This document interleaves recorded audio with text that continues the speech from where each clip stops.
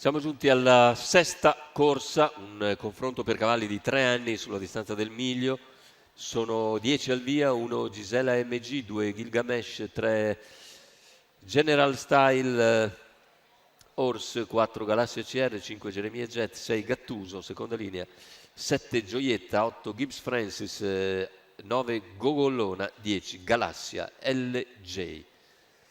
In chiusura il pronostico vede Galassia CR molto appoggiata insieme a Gilgamesh.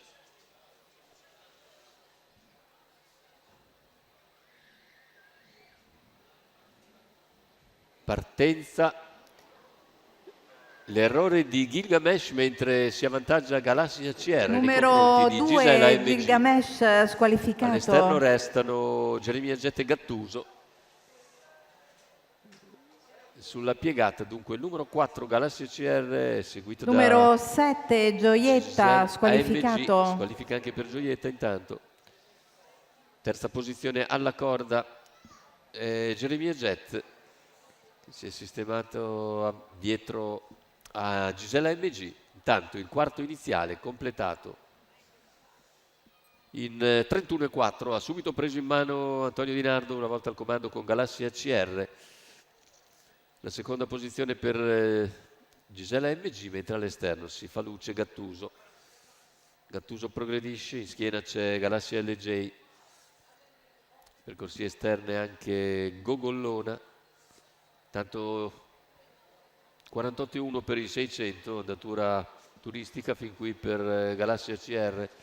All'esterno Gattuso, alla corda Gisela MG, anche Galassia LJ per corsie esterne, poi Gogollona che copre Geremia Jet.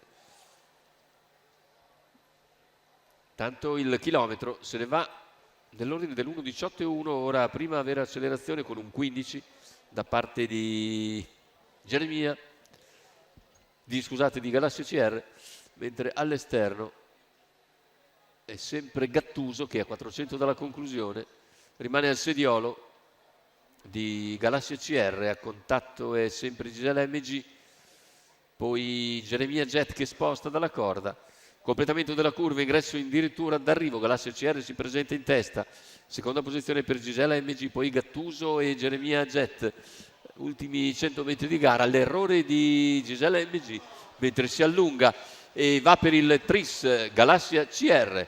E Antonio Di Nardo, il secondo posto dovrebbe essere per il numero 5 Geremia Jet, poi Gibbs Francis 1,15,2 con 28,4 a chiudere dopo un 28,7 di penultimo quarto. Bel primo piano per Galassia CR. Antonio Di Nardo fa tris dunque in serata, bis per Gennaro Casillo, questa volta per la scuderia La Spallina.